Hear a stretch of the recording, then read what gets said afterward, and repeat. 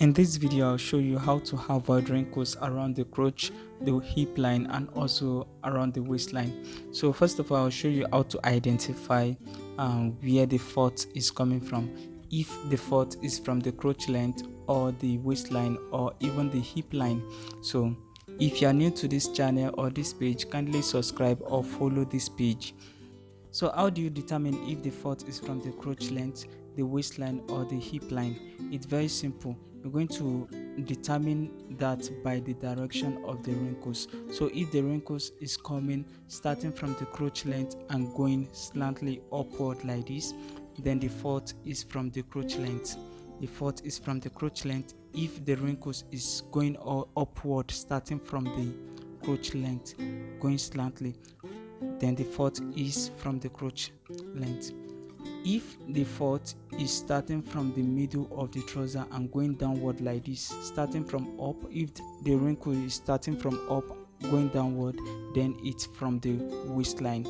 But if the wrinkles is going straight like this, horizontally in this direction, then the fault is from the hip line. That is, the hip of the trouser is very tight. If the fault is going slightly upward this way, the crotch length is tight. If the wrinkles is starting from the upside of the trouser going downward, then the waist is tight.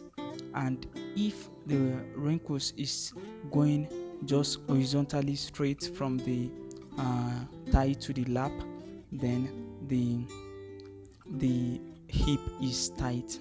The next thing is how to get accurate crotch length measurement. So if you have your waist, if you can take the measurement this way, this will be the best option.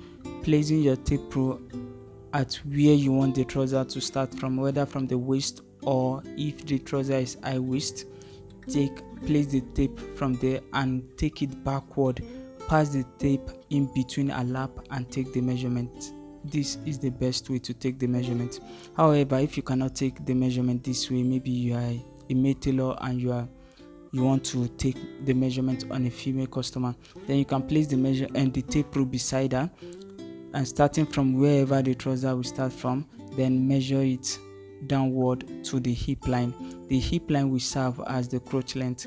Doing that, you will get accurate crotch length measurement. Then for the waistline, it's just for you to take good waist measurement, and also for the hip, take good hip measurement to avoid the trouser being tight on the waist and also on the hip area.